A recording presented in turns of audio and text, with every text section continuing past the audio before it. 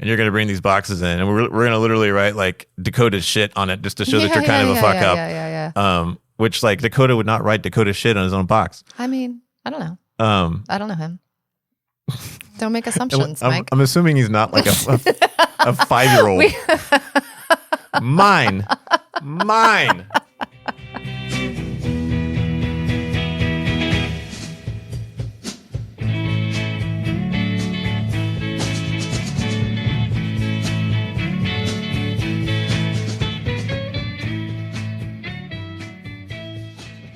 Welcome to Cult Favorite, the podcast that will totally show up to your baby shower. I'm Miranda Simmons. And I'm Mike Altman. We're just going to show up at someone's baby shower now. We are two religious studies. I mean, if you invite us, obviously, that's implicit and goes without saying. We have to receive an invitation. Yes. We're not going to crash. I didn't say we're going to crash your baby shower. That's true. Okay. We'll show up if invited. So please do invite us to your baby shower. I am Mike Altman. We are two religious studies professors trying to understand all of these cult documentaries you can't stop binge watching. If you want to support the show and help more people find us, you can follow us at Cult Favorite Pod on Twitter, Instagram, TikTok, and now, thanks to Miranda, dun, dun, dun, dun. Facebook. It's very exciting. As she told me, like, we're middle-aged, you need to be on Facebook. I said, no. I'm claiming it proudly. Also, be sure to subscribe to the show and leave us a rating and a review. We have one review. Thank you to our one reviewer. We should have more now. I just hope that they went and got a Slurpee too. It really helps other people find our show. I hope they did both. I asked a lot of Miranda this week. Listen, if anyone like came to me and said, Miranda, it seems like you have some trust issues, I would say, anyone, you're not wrong. But you know what? My friend Mike asked me to watch The Secret Lives of Mormon Wives, and I said okay. So yeah. Well, so okay. So this is I feel like I'm just fine in the trust department. Yes. This is episode 10. This is our big 10th episode. We are now if anyone pays attention to the episode numbers, I use 3 digits because I'm in my head. We will do 100 of these eventually. What you can't see is we have a big cake on the table with a microphone sticking out of it. Yes. It's a fondant microphone. I'm just kidding. And so for our 10th episode, this is not a documentary per se, and it is not about, our typical cult examples of Jonestown and Heaven's Gate, et cetera, et cetera. It's about these Mormon wives, but nonetheless, I think there's a lot happening here that fits what we're doing. I mean, we started this thing with Hillsong. We might as well do this. And there's a media spectrum on which documentaries and reality TV both live somewhere at different points. Yeah. So, I learned a new term in this. I was looking this up on IMDb. What'd you learn? The term docu-soap. Yes. And I love this. Yes. I love this term. I knew that term. Oh, I did not know this term. I know. Aren't you impressed? Always. Yeah. I mean, my media consumption habits notwithstanding, I did know the term docu-soap. So, Miranda, to get into this, I'm just curious, like, do you watch reality TV? Speaking of my media consumption habits, I mean, okay, sure, I have. I like stuff like Top Chef and The Great British Bake Off. They're really friendly and they seem to help each other a lot despite the competition. But like a lot of the newer stuff is, I think, just clearly for a viewing demographic that I don't belong to. But that doesn't mean that I don't think that they have worth or merit. And I'm not bugged by the fact that they aren't like really real. Like some people don't like reality TV because they think it's superficial or whatever. I just think it's a particular form, and we're cued into the fact that we're looking for certain narrative arcs and paces within that form. I think it's just like a form that I'm not super into. Yeah. So yeah, I don't watch a lot of reality TV that is like contemporary or invested in like finding amazing houses for rich people. Yeah. I have. Have you seen the It just reminds me of my lack. the House Hunters parody Twitter account? Of course not. Oh, it's like Consider your audience. It's like sir. I am a it'd be like I carve ducks for a living, and I'm pet monkey groomer, and our budget is $50 million. Yeah, exactly. yeah. So I don't watch stuff like that. But so not a lot of docu-soaps. No, not a lot of docu-soaps. No. Yeah. No.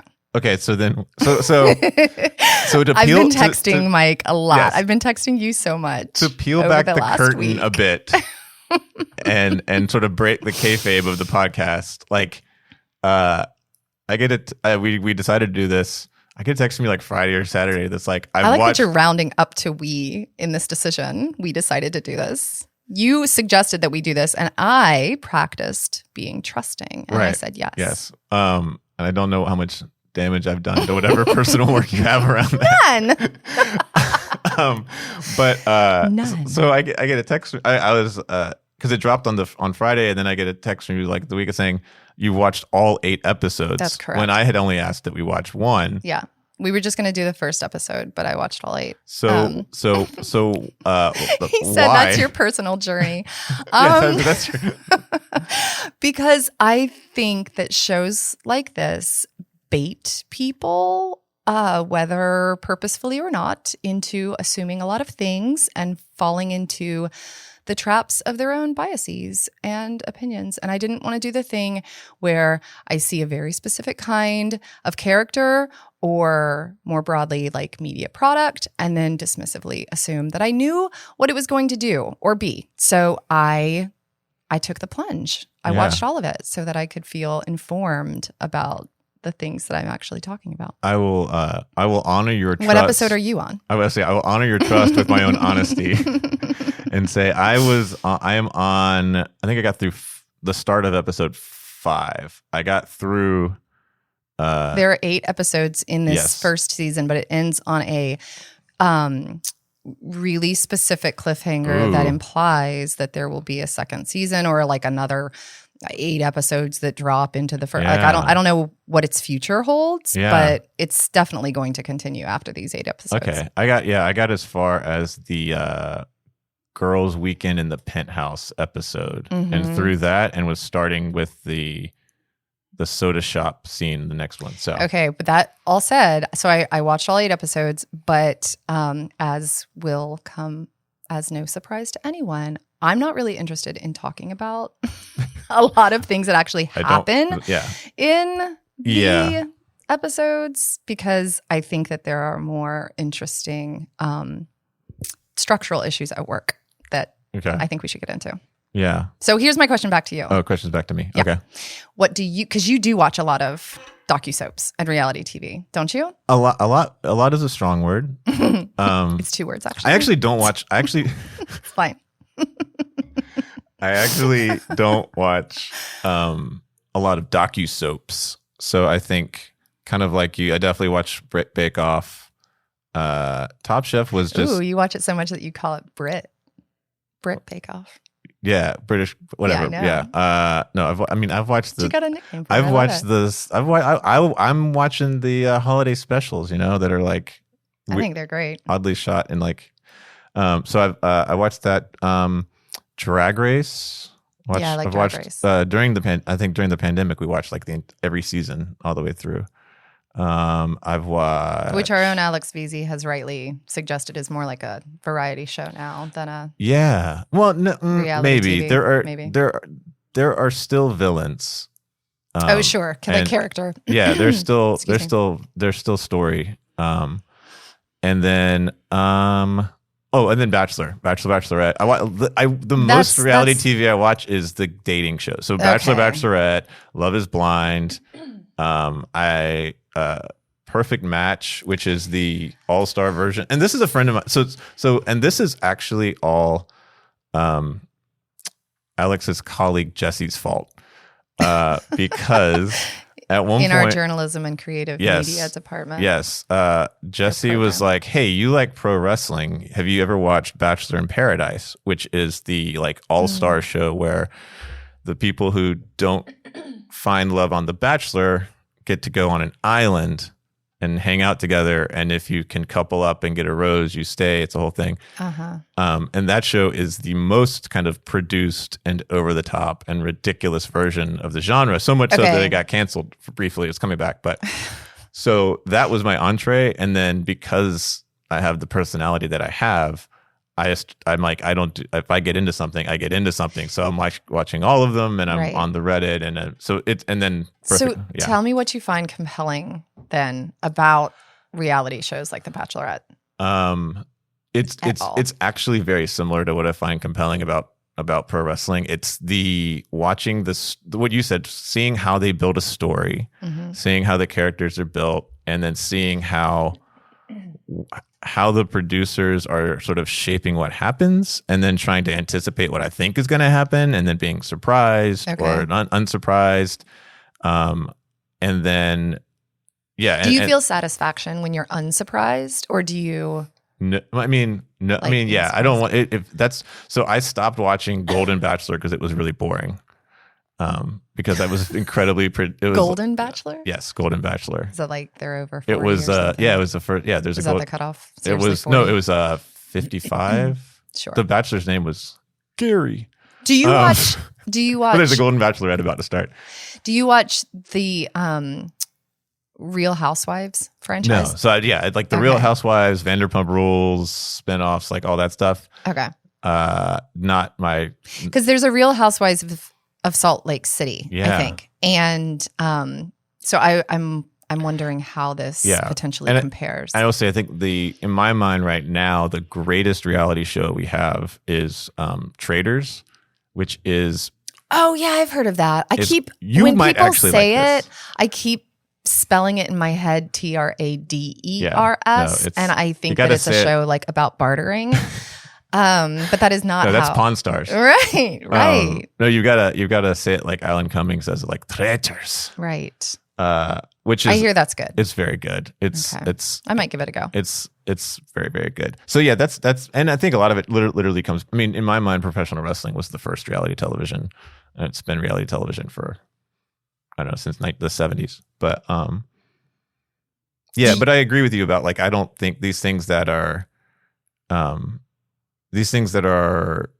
we think we want to easily dismiss. I think especially those of us who are paid to think about culture and society for a living, we dismiss them at our own peril. Right.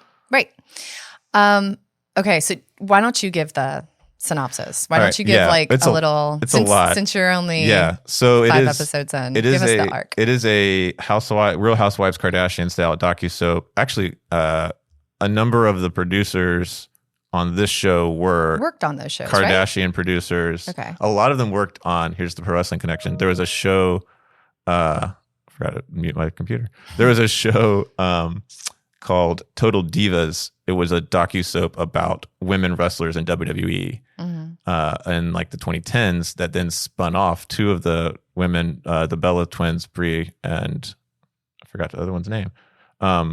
They had their own show, Total Bellas. This is all on the E Network.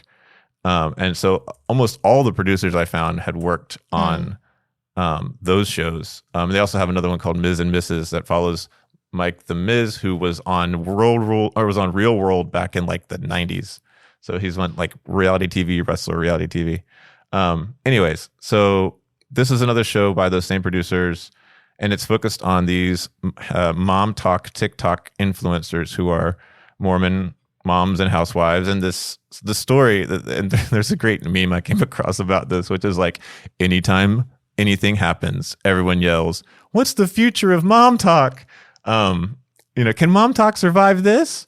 That's sort of the whole story, is like, can mom talk survive whatever episodic conflict there is? Right. And there is a kind of, they do set up, and I watch all of this stuff through pro wrestling. They do set up a very good babyface, or good guy, bad guy, babyface, heel dynamic between Taylor and Whitney. These two characters, Taylor Frankie Paul being the Mom Talk founding member, who went very public on TikTok about a soft swinging scandal that erupted last year or 2022, I think. I don't know. And so that scandal was sort of sets the table for this whole series. Because she was like, I'm getting divorced Yes. from my husband Tate. I think his name is Tate, right? Anyway, Sure. she's getting divorced, and she's like, I made out with all the husbands, and lots of us are doing that. And I was a little confused about this because she kind of implies that it involved more than just her, and that's what made the others in the group mad. But I'm still confused about that because they claim that they weren't. Yeah. But yeah, that created a lot of a rift. Yes, and it's a group of about 8 women involved, Yes. but 4 of whom were involved in the actual like swinging, quote unquote, swinging scandal. Oh. I'm very confused about those details, but I don't actually care about those details, so that is handy.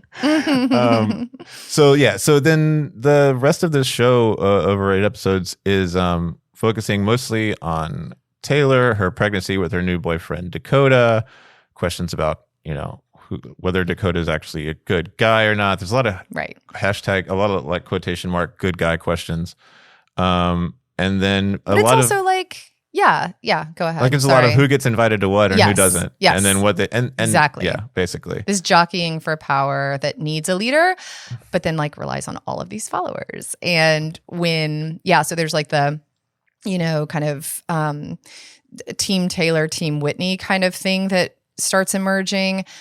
But then when both of those are in question, the group is like, I think that it's Demi, I don't know who they're turning to at that point, but they're like, we need a leader. It's you now. You're the de facto leader. Yeah. So, And there's these constant splits between, like, at one point it's the sinners and the saints, because the sinners don't get invited to the baby sealing ceremony. Mm-hmm. The first slight that we see that really creates then an ongoing rift that we're going to see play out is that Whitney does not show up to Taylor's baby shower. Yeah. And then Taylor's mom actually calls Whitney and she's like, what's up? Blah, blah, blah. But the episodes are organized into books. And I think that that's really interesting. Like each episode is called like Book of Taylor, Book of Saints and Sinners, Book of Broken Vows. I thought was particularly dramatic. Broken Vows. Yeah, Book of Rumors, whatever. Sounds like an Atari song. Yeah, so there's So right. I think that we should talk about. Okay, what do you want to do? Go for it. Now that we've like mentioned some things that happen in the episodes, and I said I'm not really particularly interested. You don't want to talk about that. Yeah. So I'm going to tell you what I think we should talk about. What should we talk about? And stuff I have really strong feelings about. You so I'm going to try to just all of the decision making here because deep breath. I feel like what I've done to you here. One of the things is it's just because I have so many thoughts about it, and I feel like it gets like this incredibly complex societal, cultural, political, gendered landscape gets flattened and collapsed into a really simple stereotype really quickly in so much of the response to these moments. So one of the things that I was thinking about a lot is just exactly that, this tendency not to take reality TV, especially that which centers on the lives of women, seriously, despite its obvious and incredible popularity. There's also a kind of second wavy proto-feminist drive to see depictions of women performing a certain kind of femininity as like not authentic when they are conventionally attractive, when they are mega straight, when they are, So I found this essay by Sadaf Hassan in this magazine called Inside the Real Housewives Feminism. And Hassan, so this is like, in a paper I'd say quoted in, Hassan quotes Kristen Warner. Warner is so brilliant. I love everything that she does. She used to teach journalism and creative media here at UA. Now she's at Cornell. But she talks about this impulse to dismiss shows like this as trashy or superficial or even toxic. And here's her quote. She says, "There's a general implicit disdain for work that targets women because it's often thought of as hysterical and emotional. Real Housewives caters to connections about community, women's relationships with each other, with men and their children. So it's always clicking toward that genre convention, which creates those responses. God forbid we think about all the things that women on these shows go through as something that can be teachable and valuable." Which, yes, that. Yeah. Yeah. So one of the things that I think is interesting about this show, because I think that there's some of that same phenomenon at work, is that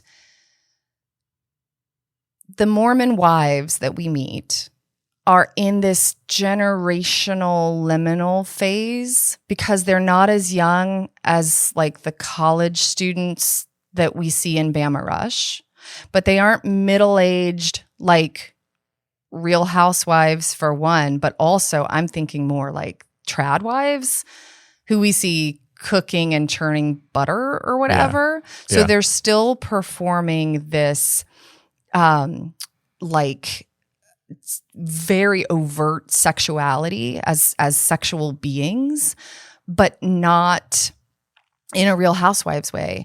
It's in a like cute, I'm making scare quotes again.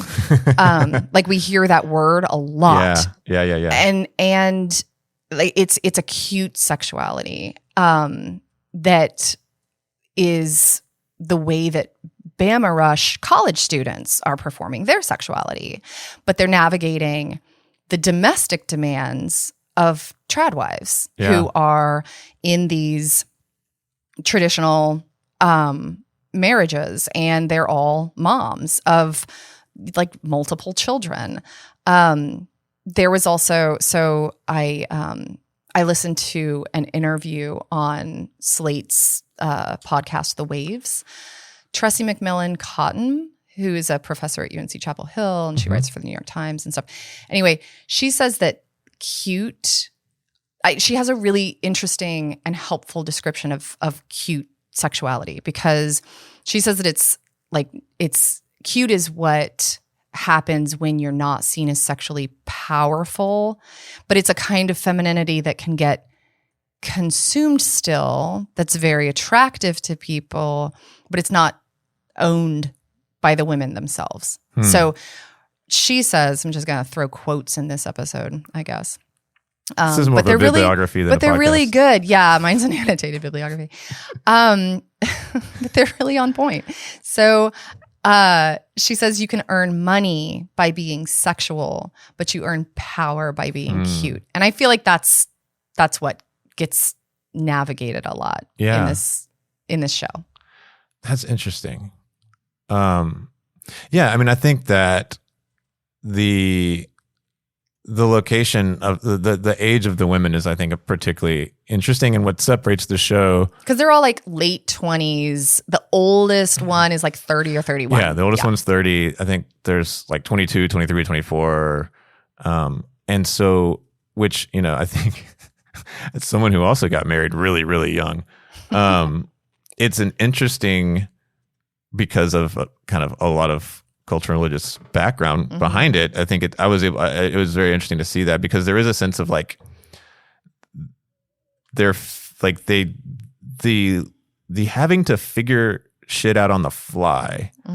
Like there's the conversation that I think it was Whitney has with her mom about how terrible her wedding night was, because she literally had not even had the sex talk. Yes. And neither had her husband. Yes. And they're just like, and she was like, it was like a horror film. But actually, it was like a comedy. And it's like, and there's all these conversations, especially around sex, because this is just a topic that traditional Mormon families aren't talking about, and all of that, that is so different from every other, so in Lisa Vanderpump, I've never watched the show, but she's comes out of the Real Housewives franchise and spins off, and at one point had the highest, Vanderpump Rules was like the highest rated entertainment show on cable. But it's about this like powerful woman who's demanding what she wants and putting everyone in their place. And there's these feuds, that she has with people. And so the cute language, I hadn't thought about that as the way to describe it, but that the aesthetic is so much, it's so different of the show and of the women. Like, yes, they're still getting all this plastic surgery, et cetera, but it is not overtly sexualized. It's not sexually threatening. Right. Yes. It's sexually accessible, and it's still they are part of a community that even if you're not a Mormon, you can see yourself in. They are your contemporaries. They are not your, I don't know, whatever the Real Housewives would be.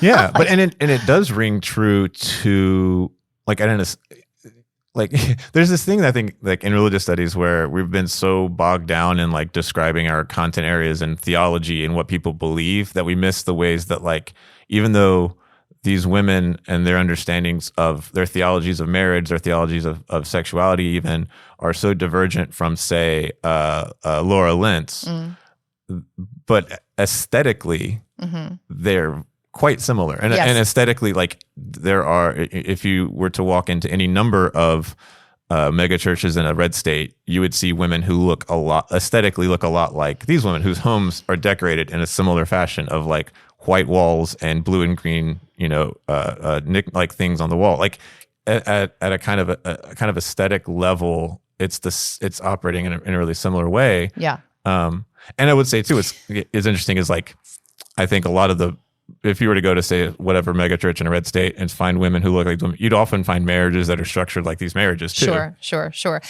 Yeah. And so that's part of this like structural point about the work that cuteness does, or like that that as a trope, because they describe a lot of their own aesthetic as cute. This cute dress, this you're so cute, blah, blah, blah. Because it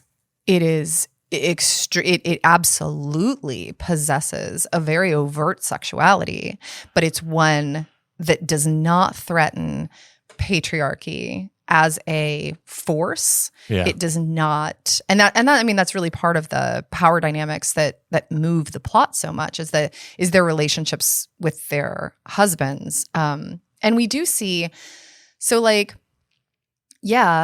on one hand, there's that conversation between Whitney and her mother about her wedding night, but in the relationships between the women themselves, you've got the first time Whitney sees Taylor and we're hearing about all this tension between them and stuff. Taylor's like, they talk about their boobs all the time. And so she's just like, whatever. I got a new pair of breasts. And so she's like, my titties are new. And she's like, oh my God. And she's like, can I feel them? And she like starts feeling Taylor's new breasts. And we hear about Jesse's labiaplasty. I haven't got to that episode yet, but yeah. The amount of plastic surgery inside of, like these women who are 20 somethings is unreal. But like how communicative they are about it and how open they are about talking about their bodies is super interesting. And so on one hand we have this, cause I think that there's the interview with Tressie McMillan Cotton is like about it's on the I think the episode is called like from the Bama Rush to Trad Wife Pipeline. Right. Yeah. And And so I do think that the liminal space, the in-between space that these the wives on this show occupy is very much between those two tropes. Yeah. Rather than something that goes into the Real Housewives territory. And so there's but with important distinctions. So there's also a good episode of the You're Wrong About podcast, which I love, called The Trad Wife Rises, where Sarah Archer, who's a design and culture writer, talks to the host, Sarah Marshall, about the interesting history of kitchen design and like the phenomenon of a standalone kitchen and how it shaped women's performances of domestic roles and class and stuff. So highly recommend. But we don't see the Mormon wives like being in the kitchen. No, the only thing I remember in the kitchen is one of the husbands making a charcuterie board. Does he make a charcuterie board? Not well either. Oh, that's right. Yeah, the old husband. He's like 40. He's like the oldest husband. 46. Yeah. Yes. Yeah. Okay, so we don't see them often in the kitchen. We don't see them often. I mean, understandably, right? We don't see their kids and their faces and stuff. But we do have like there's a early episode where Taylor's boyfriend, whose name is Dakota, yes. right? Dakota has never had a child. He's the only one in the whole orbit that doesn't have kids already. And so Taylor takes him to one of the other couple's house. Yes. And they kind of like show him the ropes of here's what it's like to have a baby. But it's all, I mean, it's incredibly staged. It's incredibly, and it's with Zach, who is also, I think, like the other like youngest husband. Zach is a young husband, and Zach is the super mega traditional husband. Yes. Zach is the one who does not like that his wife. He looks like he should be an evil prince in Game of Thrones. Oh, yeah. He actually looks like the evil prince from Game of Thrones. Very pale blonde hair and stuff. No, he's a Targaryen through and through. But the dynamic, like what we do see about their domestic realities is, yes, they're husbands, because those sexual and power dynamics are a huge plot driver. So in trad wifedom, there's also like an intentional low-tech aesthetic, despite obvious intense use of social media. But the making and posting of media content and the products that these women get paid to promote are super visible in this show. And that's one of the things that becomes a source of tension between Zach and his wife, Jen, right? Yes. Jen is like, Jen Affleck. She always gets her last name. Yeah, she is Jen Affleck. Because she's like Ben Affleck's third cousin or something. Anyway, it's a source of tension because she is the breadwinner. She makes the money by being a savvy user and creator of media content. And he's about to go to medical school, but he really wants the power and the traditional gender roles to be kept in play, even though she's the one. Anyway, in that conversation between Sarah Marshall and Sarah Archer in the podcast episode, Marshall asks a really interesting question, which is, I think that this might be my last quote. I don't know. But Sarah Marshall asks whether the trad wife exists without a camera. Yeah. And I think that that's an interesting way to think about these gender categories and the performances thereof and how they get staged for particular kinds of consumption. Yeah. And it's funny. I think, so that was when we were starting this whole project, you recommended that podcast, and that was actually the first episode. That was like the most recent episode. So that was the first one I listened to. You listened to that one? Yeah, no. Nice. And so I think actually we said, or I think I said, talking about Wild Wild Country, does a cult exist without news cameras pointing at it? And it's, I may have been, so I will give Sarah Marshall credit if I was stealing that. You should, because it reminded me of your question. Yeah, and I think it's the same thing though. Like, and I think what's interesting in that conversation it's not the conversation Jen has with Zach, but Jen has with, like, I think Whitney or somebody about their situation. She says, like, in 15 years he'll be the one. Like, there's an idea that, like, there's an expiration date on her ability to be an influencer because I guess assuming just age is going to make her no longer influency. But I think the question of And it's a question. There's in The Bachelor, there's a really my favorite Bachelor podcast, Game of Roses. They have a book called How to Win the Bachelor, something like that. They talk about 4 audiences.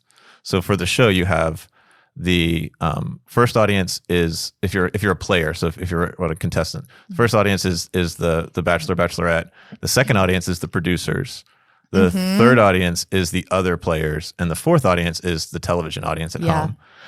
There's a similar thing happening here, but you have there's almost a fifth audience of social media people that is happening, simultaneously. Like the show was shot in February to like May of this year, from what I can tell. Or that's what people are saying. I was wondering. Well, I mean, but then they have, but then they've got like the first episode we see Taylor prior to her pregnancy. So they must have like done something earlier. Yeah. I don't know. Because her pregnancy does come up really quick. Suddenly she's very pregnant. You're like, how did this, Yes. But roughly, I mean, I think I don't know that a lot of the stuff that was before the arrest in episode 1 might have been a lot earlier. Taylor gets arrested for on charges of domestic violence. And that's why they're using, I can't believe they FOIA'd body cam footage to put in the show, but I'm pretty sure that's what they did. Yeah.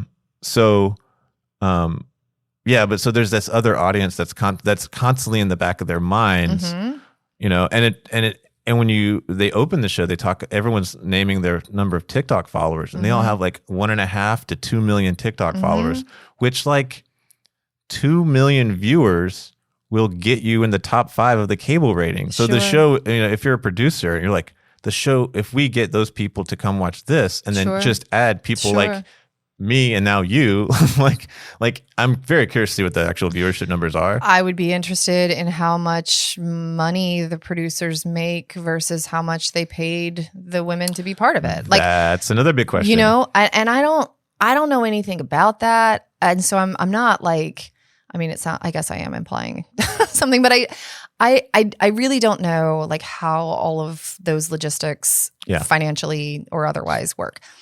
But I do know that, producers and husbands profit off of the work that these women do, for sure. Yeah.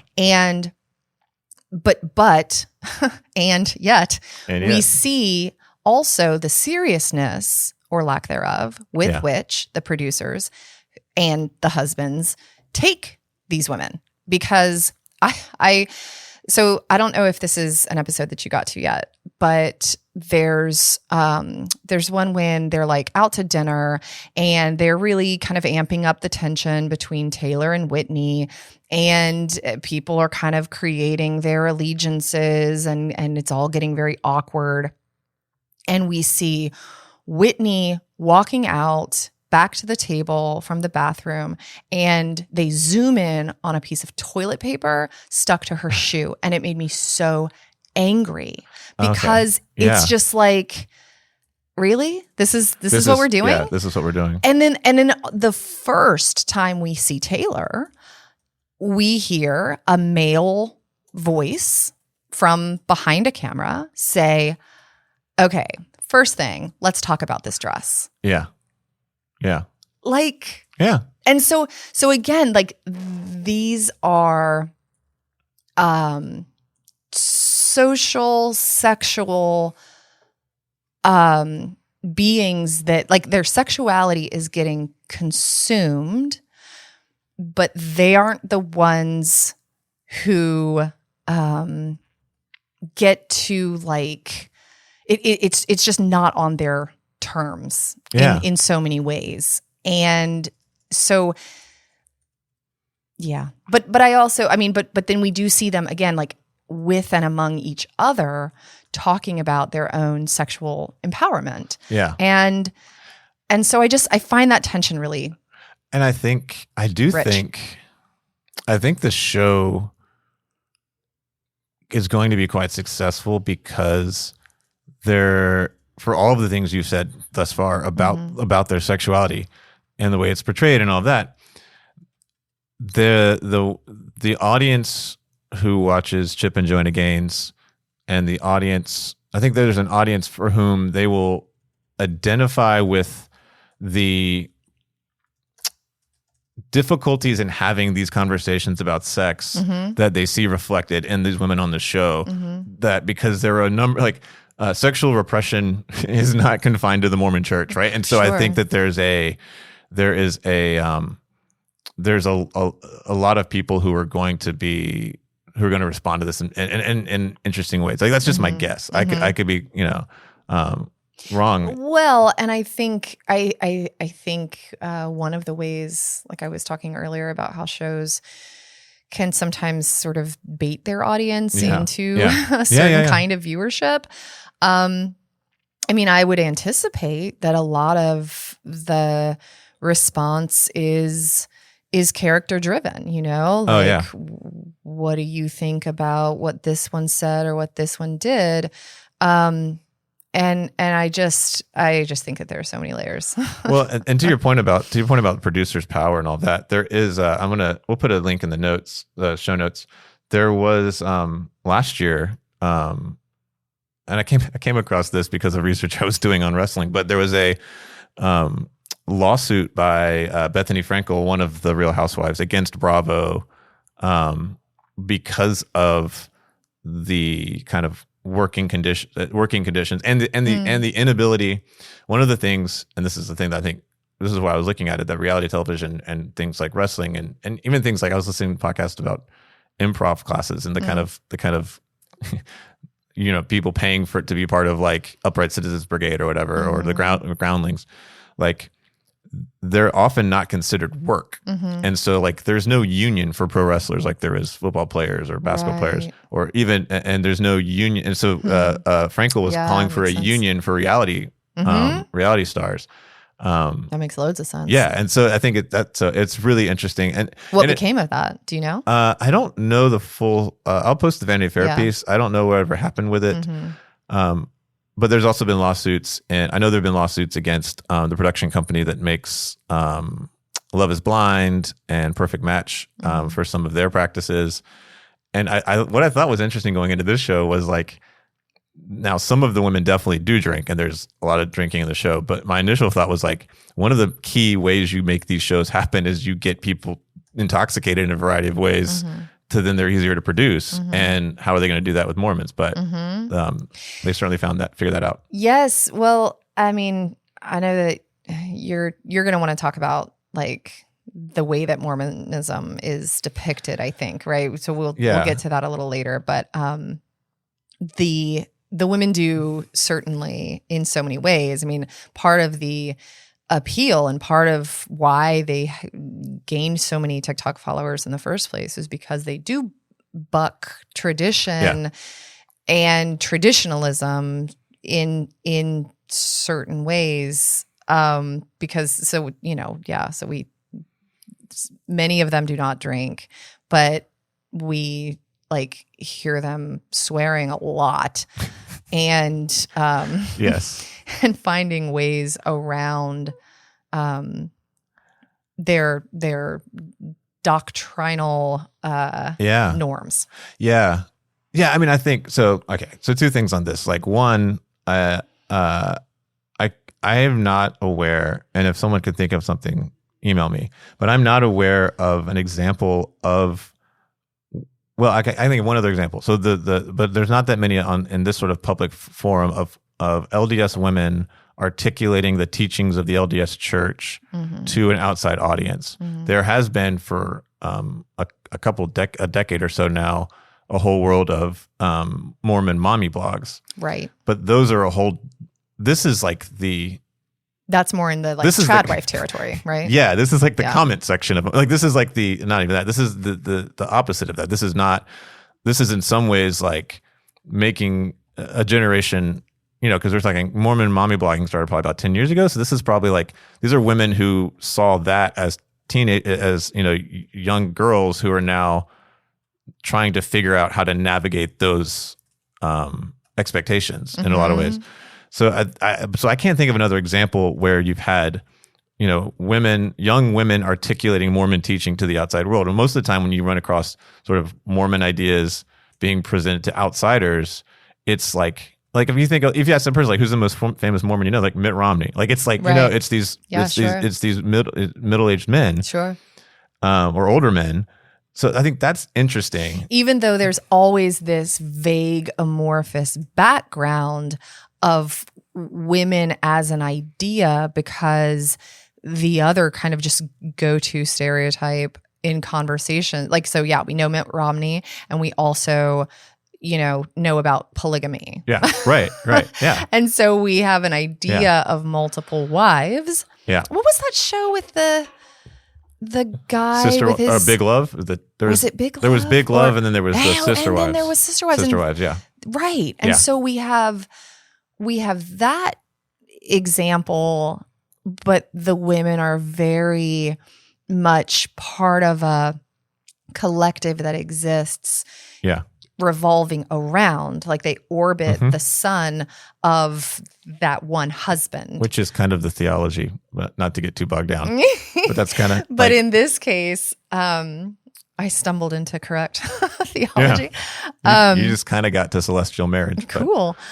But in this case, it very much is the power dynamics between individual women who are very much characters in their own right, and the husbands are presented as kind of derpy hangers-on that whose power we're still seeing these women deferring to at different levels with different feelings about it. Yeah. If the husband's thing, that was where I got triggered, for lack of a better term. Like that was, I feel like we overuse that word, but it's like we've gotten to this part of the podcast. Go. Yeah.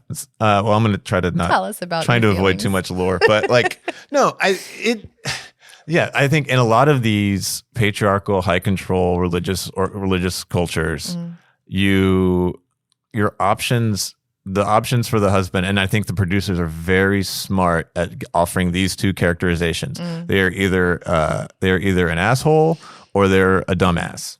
Right. Like you're either a sweet dumbass or you're an asshole. And the whole storyline, as far as I could see with Dakota, is like, which one is he? Some people think he's an asshole. Some people think he's just a sweet dumbass. Brett, who I don't know if he comes up later in the season, but he was the Which one is Brett? He's the one making the charcuterie for the Galentine's party. He seems to be the only one. For Galentine's, that's right. Yes. He's making the charcuterie for the Galentine's party.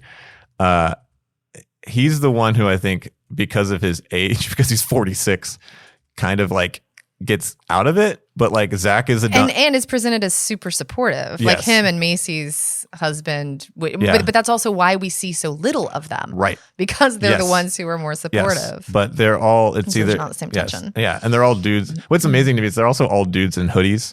So it's like, Michael,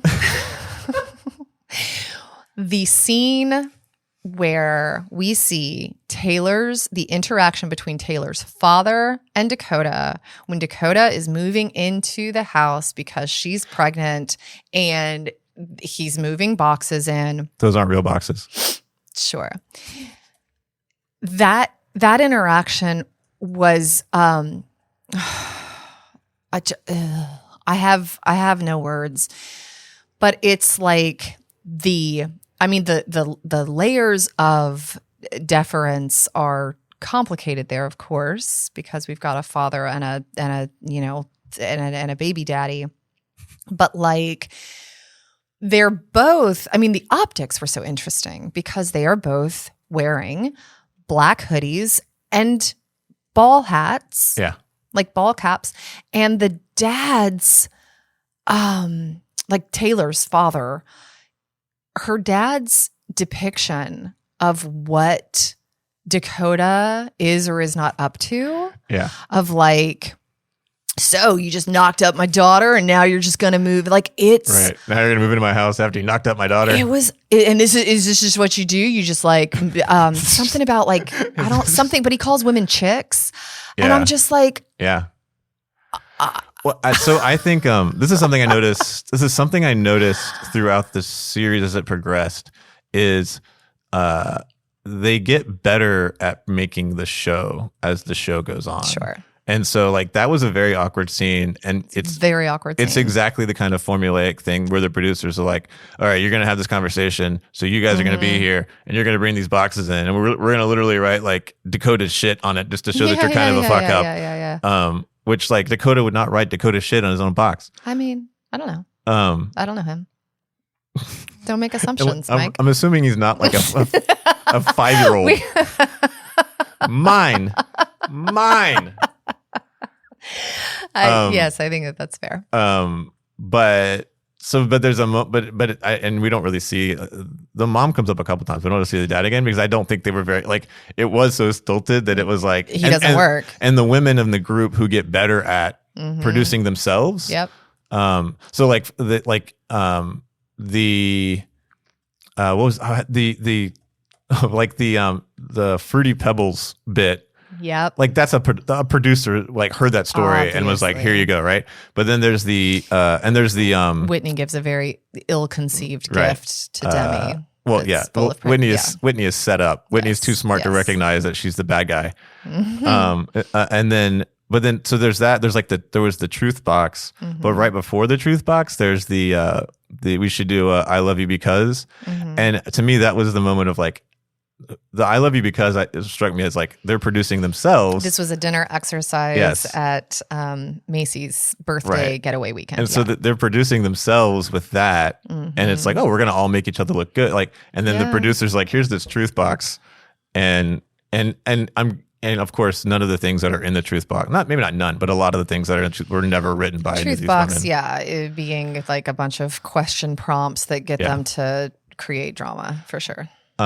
It was interesting to this point about the women's portrayal of Mormonism in August. So last month before this came out, but when everyone kind of knew it was coming out, the church put out a very low key, the LDS church put out an official kind of low key statement basically saying that, while this is some portrayals are fair and accurate, but others resort to stereotypes or gross misrepresentations that are in poor taste and have real life consequences for people of faith. While this is not new, a number of recent productions depicts lifestyles and practices blatantly inconsistent with the teachings of the church. Right. So there is, if you look around online, like there's Deseret News articles about what a real Mormon housewife does.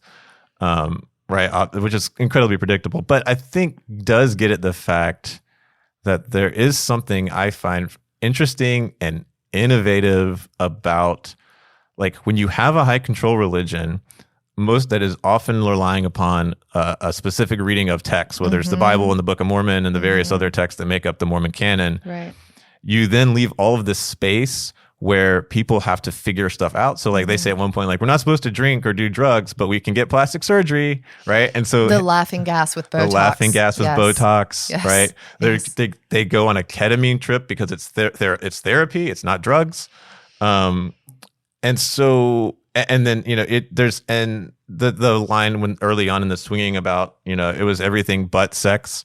And there was a story a few years ago about soaking. We can put a link to it, but it's just a form of sex that was being practiced at BYU apparently amongst Mormons that was gonna not count, right? And that and everything but sex was their phrasing. Yes. And then there's all this, anywhere you have this kind of like legalistic purity culture, you're gonna have young people who want to do things to each other who are going to look for a variety of runarounds, and you'll have these, it's the same thing in evangelical or Catholic purity culture or whatever, what have you. And then you'll have like 10,000 different kinds of competing authenticity claims in a Mormon scale. Response. Yeah. They talk about a Mormon scale about like, I'm 9 out of 10 on the Mormon scale. Well, if you're 9 out of 10, I'm 12 out of 10. They create early on a dichotomy, the producers do, a dichotomy between so-called saints and sinners. Like, these are the girls, like they talk about themselves as girls, but like they are women who either are like these are the women who are more religious and more devoted to their faith. These are the ones who kind of play it fast and loose with the rules. And so we see Jesse at some party that was happening, taking out a flask and like taking a drink. Her husband takes out the flask. Yeah, and then she takes a drink from it after he does, and then there's fallout from that because the ones that are more religious feel like that was pretty disrespectful. Yada yada. Like the authenticity, the way that different authenticity claims like show up and then get navigated was really interesting to me. And I think that also moves towards like the other thing that I want to talk about real quick, which is the way that gender and influencer capitalism. I'm trying to think. We need a better. I just made that up. Maybe we need a word for this, but how those things interact in unique ways. I was digging around to try to help think about this, and I came across this. It's a chapter. The book is called. It's an edited volume. The book is called "Cupcakes, Pinterest, and Lady Porn: Feminized Popular Culture in the Early 21st Century." We'll link to all these books and things that I quoted earlier and stuff too. But it's amazing. So, by the way, let's just note that it was "The Secret Lives of Mormon Wives" was the one that has made us the most academic of any episode we've done so far. That's true. That's interesting. Yeah. Huh. I'll have to think about that more. I'm telling you, because we have things that these are important. Well, because I guess it's the one that is, I think, the most easily dismissed as something that doesn't count or something that isn't real or something that, I mean, like we have our own authenticity claims that show up and then get hashed out. And it's, I think, for a show to be successful, it has to tap into some set of tensions and conflicts that are already going on in our society, and therefore we want to talk about it. But so in that book, there's a chapter on keeping up with the Kardashians, fame, work, and the production of Entrepreneurial Sisterhood by Alice Leppert, who I do not know, never run into before, just come across this chapter. Alex says she's delightful. I'm excited. I would love to have a conversation with her about lots of things from reading this chapter. But there's this she talks about the Kardashians, and she says, rather than simply providing women with a supportive social circle, the Kardashians model sisterhood as entrepreneurial and productive offers an antidote to the potentially alienating culture of neoliberalism that demands enterprising individualism. The intimacy that the sisters share not only nourishes them emotionally, it also plays a central role in their professional ambitions.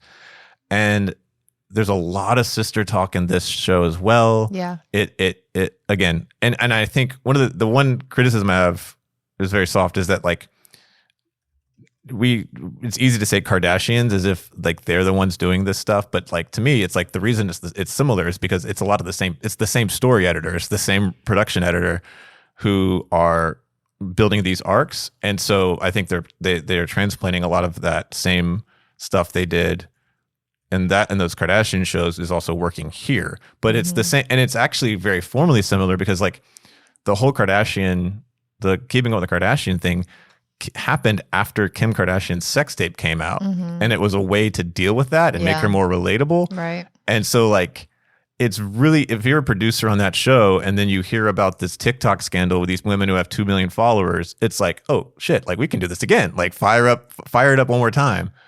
And so, but that idea that there's something going on. We saw this in 7M, and we'll probably see it again, I think, when we look at some of the more recent cults or whatever. Like there's something about our current sort of moment with social media influencing entrepreneurism and there's a way that sisterhood functions as a kind of like business model. Yeah. The reason that every episode has a moment where someone says like, can Mom Talk survive this? Is because like Mom Talk is the brand. Is a corporation without, it's a corporation without an LLC. Making lots of money. Yeah. Yeah. And so, I think, it'll be interesting to see how that develops if there's a season 2 and on and on and on. And we don't have time to get into it, but like on the flip side of that same coin, or I don't know what the metaphor is, but like plenty of smart people have also talked about the phenomenon of trad wifedom as as something that really appeals and sells. The appeal of trad wifedom as its own response to the kind of like crypto like feminism light, the feminist light phenomenon of like girl boss that then gets kind of lumped in with something that speaks to a kind of more like at least nominally liberal space inside of American culture, like Hillary Clinton's the uber girl boss, right? Right. And so trad wifedom as a kind of pendulum swing backlash to that of like pulling women's work back into the household, but being financially profitable. Right. Yeah. I mean, I think that there's so many layers with that too. But and I think Leppert describes, I mean, that's what she describes as like post-feminism. It's like we're no longer, the idea is not to like dismantle the patriarchy, but to monetize it. Well, you know, I mean, I think so many things, but I do think that feminists make a mistake if we ignore trad wifedom as some kind of performance of gender that like is a byproduct of like diluted conservatism. I think that it's which I'm not making a claim for like it's actually really great, because I think that it's a really complicated byproduct of some of the ways in which feminism is simultaneously omnipresent as a kind of like a nominal cultural force, and at the same time the increasing loss of women's rights in so many structural ways. And so like as we see patriarchal political force just increasing in its momentum as you know, Roe gets overturned, as like there is a way in which people still get to entertain the illusion that like feminism won the day because women are able to be whatever they want. Right. And so I think that is attention that really deserves being paid attention to. Well, and there's a way in which celebrating I agree with your earlier point about like the feminism and housewives and taking these things seriously. But if we don't, there's a danger that often people fall into it sometimes of sort of celebrating this as sort of some sort of feminist achievement that you know, which is an achievement for 1 or 4 or 8 in the face of a structural patriarchy that is like, and in that way it reinforces the neoliberal individualist profit-driven model. No, 100%. And so you've got both at once, because I think that quote that you shared from the Leppert essay is really meaningful. I think she's making a really, really good point. And I think simultaneously there are ways that it reinforces the very things that it also kind of pokes at and deconstructs. Yeah. So what's your takeaway from this? I mean, like, I guess that was it. That we ignore pop cultural phenomena by and about women performing conventional gender roles. We make a mistake when we do that. Yeah. I wrote in my notes that we do it at our peril. I don't know who's. I think there are lots of groups of people who are in peril at the cost of gender performance and in the name of conventional gender roles. But I think that we make a big mistake if we ignore those things. We don't have time today, but at some point you and I need to have a conversation about Becky Lynch. Who's Becky Lynch? She was a WWE at one point probably the most popular wrestler, man or woman in the country. Ooh. But her gimmick was that she was the man, Becky Lynch. So, anyways, what's your takeaway? My takeaway is actually related to that. Everything is professional wrestling, so and it's not a very good takeaway. But like, there is some connection. Well, we've been sort of spinning around this. Like, there's some connection between our current late capitalist moment, the democratizing of production, of media production through like technology, and I think a social fascination with authenticity. Like it sounds like a bad David Brooks column, but like we really are in an era of authenticity in a lot of ways that's valuable, or at least claims thereof. Yeah. Like, and like I mean, there's very few things that are more, I think, offensive than calling someone fake. Like, and reality and authenticity. Like, so there's so many cultural examples and social examples right now in media where like questions of reality and authenticity. And I think we actually are in a place where people really enjoy.